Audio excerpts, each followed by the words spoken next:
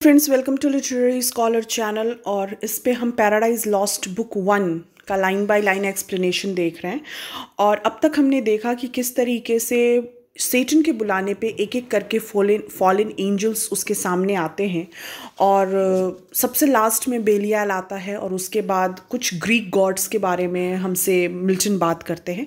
तो चलिए आगे का देखते हैं कि क्या होता है आगे। From 522 line onwards, Satan revives the courage of his followers, the rebel angels, with his speech and order his standard to be raised। तो यहाँ पे मिल्टन कह रहे हैं कि सेटन जो है वो वापस अपने फॉलोअर का करेज को रिवाइव करता है और किससे? अपनी स्पीच से। ठीक है, अपनी स्पीच को देके सेटन वापस जितने भी उसके फॉलोअर्स हैं उनके करेज को रिवाइव करने का काम करता है और ऑर्डर देता है his standard to be raised, की जो उसका स्टैंडर्ड अभी तक है उसको रेज करो, ये ना कि उसको आप गिरा दो। ठीक है, तो जैसा हम करते आए हैं हम वैसा ही करेंगे और भी उससे ज़्यादा करेंगे। ठीक है, ये उसका कहना है। All these and more came flocking with looks downcast and dump.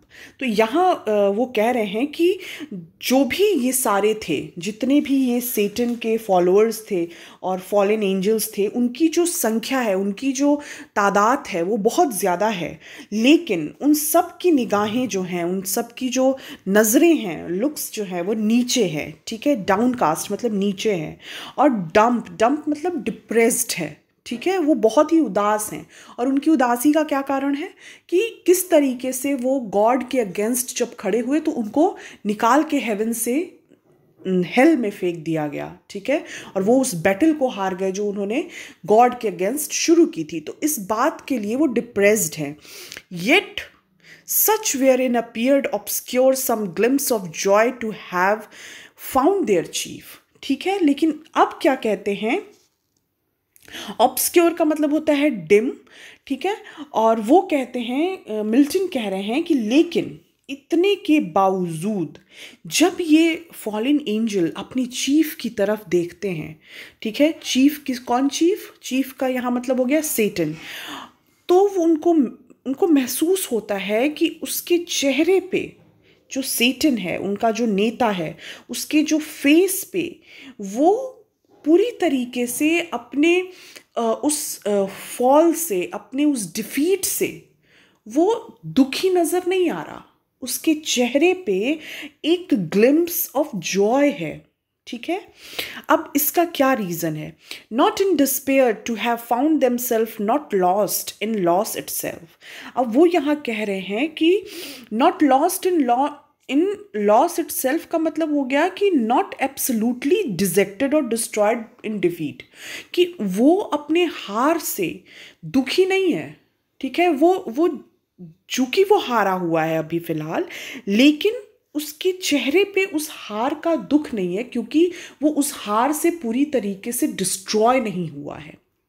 जैसा कि हमने पहले देखा है, पहले की स्पीच अगर आप सेटन की आप याद कर पा रहे हो तो आपको याद आएगा कि वो कहता है ये चीज़ कि मुझे स्वर्ग में स्लेव बने रहना मंजूर नहीं है। It is better to reign in hell than to serve in heaven. तो ये चीज़ को, ये यहाँ पे उसके जो एक्सप्रेशन है वो इस चीज़ को प्रूव करता है कि दो he is defeated by God but yet वो अपने अंदर उस प्राइड को लेके जी रहा है कि ठीक है, मैं हार गया तो क्या हुआ, कम से कम मैं एक जगह का राजा तो हुआ। यही चीज़ वो मिल्टन कह रहे हैं। ठीक है, which on his countenance cast like a doubtful hue. ठीक है, डाउटफुल ह्यू का मतलब यहाँ पे होगा आपका कि जॉय मिक्स्ड विद डिस्पेयर। ठीक है, जो कि सुख दुख के बीच का जो हिस्सा है।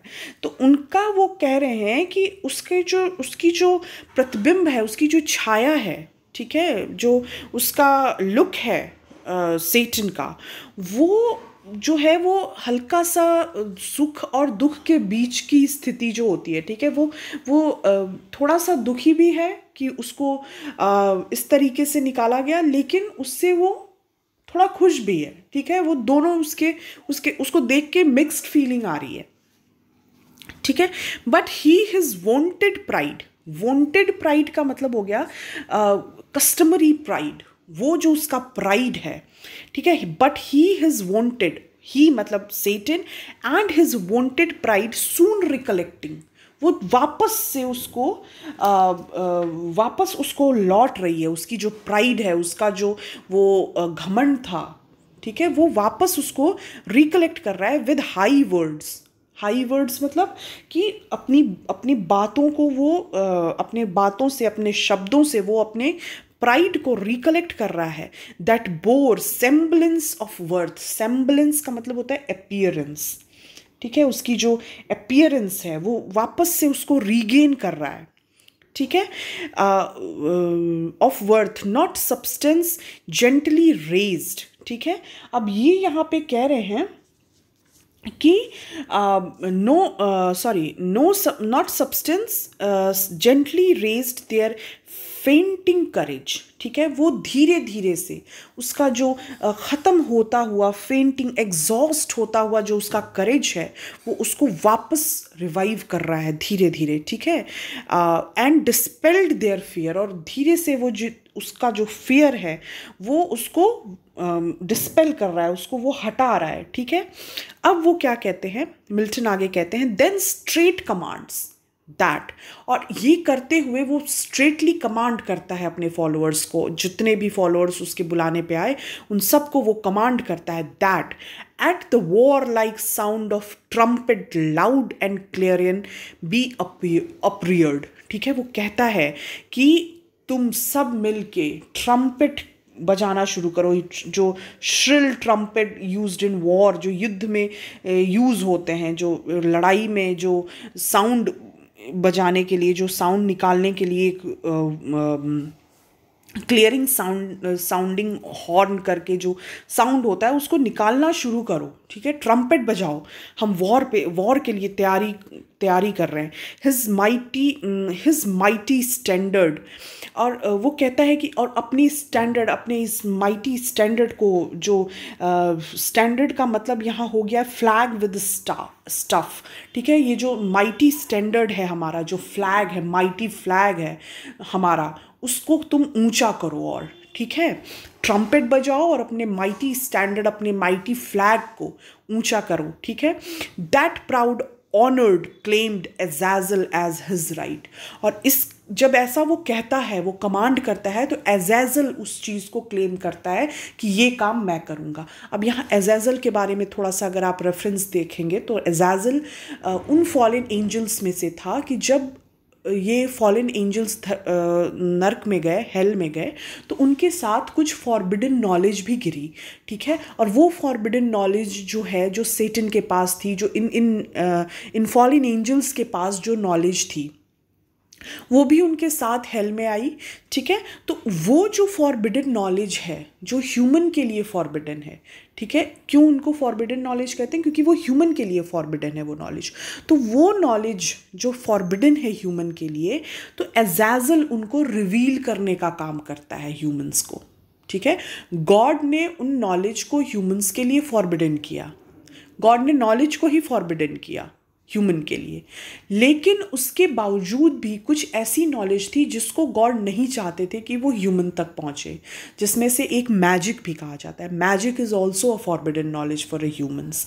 तो ये सारी जो फॉरबिडन नॉलेज है उनको रिवील करने का काम एजाजल करता है ह्यूमंस को, ठीक है। तो ये काम इसलिए वो बहुत ऑनर्ड के साथ क्लेम करता है कि मैं इस स्टैंडर्ड को, इस फ्लैग को जो है फहराने का काम हम करेंगे, ठीक है। वो कहता है कि ये काम मैं करूँगा। दैट ऑनर्ड क्लेम्ड मतलब ये रेज करने का स्टैंडर्ड और ये सब मतलब मैं करूँगा, ऐसा वो कहता है, ठीक है।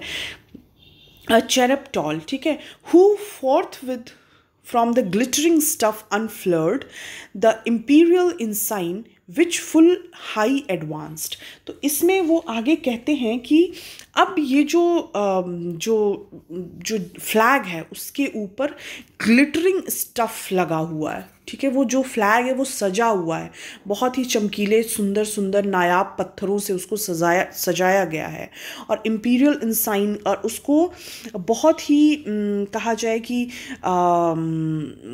उसको डिस्प्ले जो है उसका बहुत ही खूबसूरत है। है और वो फ्लैग जो है वो बहुत खूबसूरती से उस फ्लैग को सजा के रखा गया है, विच फुल हाई एडवांस, और बहुत ऊंचे उसको रॉड में लगा के उसको फहराया जाने के लिए उसको हाई एडवांस मतलब ऊंचाई पे, और जितनी ऊंचाई पे हो सके उसको फहराना लोग शुरू करते हैं। Stone shone like a meteor streaming to the wind, और जैसे वो जो फ्लैग है वो विंड के टच में आने के बाद जैसे वो धीरे धीरे वो फ्लो करना शुरू करता है वो फ्लैग, तो ऐसा उसको देख के लग रहा है, मिल्टन कह रहे हैं ऐसा उसको देख के लग रहा है जैसे कि मीटियोर जो है वो शाइन कर रहे हैं पूरा, इतनी वो शाइनिंग है उस फ्लैग में, क्योंकि उसमें बहुत ही नायाब पत्थर जुड़े हुए हैं उसके जो सेटन का फ्लैग है उसमें, तो उसको देख के लगता है कि कोई मीटियोर जो है वो स्ट्रीम कर रहे हैं, ठीक है, मीटियोर स्ट्रीमिंग हो रही है, ठीक, शूटिंग स्टार जैसा लगता है कि ब्लेज कर रहा है वो, ठीक है, इस तरीके से ठीक है। अब ये कहते हैं with gem and golden lustre rich emblazed, तो वो इम्ब्लेज्ड का मतलब होता है डेकोरेटेड, तो जैसा मैंने कहा कि बहुत ही खूबसूरत खूबसूरत गोल्डन ब्राइट गोल्ड और जेम के साथ उसके फ्लैग को डेकोरेट किया गया है। सेरेफिक आर्म्स, सेरेफिक आर्म्स का मतलब होता है जो कि एक seraphic arms and trophies, all the while sonorous metal blowing martial sound, ठीक है। तो सेरेफिक आर्म्स का मतलब हो गया coat of arms of seraphim, the highest order of angels, ठीक है। तो ऐसा जैसे ही वो सब सुनते हैं, ये हेवन में ये सब देखते हैं जो देवदूत हैं ऊपर जो हैं वो ये सब कुछ देख रहे हैं नीचे कि किस तरीके से वो फ्लैग लहराया जा रहा है, ट्रम्पेट बजाया जा रहा है हेल में, और एक नए युद्ध की तैयारी शुरू हो रही है। तो ये ऊपर बैठे जो एंजल्स हैं फॉर अ वाइल वो देखते हैं seraphic arms and trophies all the while sonorous metal blowing martial sound at which the universal host up seat, ठीक है। अब इसमें वो कह रहे हैं कि जैसे ही ये सब कुछ ऊपर से जो बहुत ही हाईएस्ट ऑर्डर के एंजल्स जो हेवन में हैं वो बैठे ये सब देख रहे थे, तो उसके बाद वो क्या करते हैं, सेरेफिक एंड ट्रॉफीज मतलब होता है एम्बलम ऑफ विक्ट्री, तो वो तो विक्टोरियस हो गया ना, तो ये सब जब वो देख रहे होते हैं तो हेवन से जो है एक सोनोरस बहुत हाई साउंडिंग करने वाला एक ट्रम्पेट बजता है जिसमें से बहुत तेज़ साउंड निकलती है।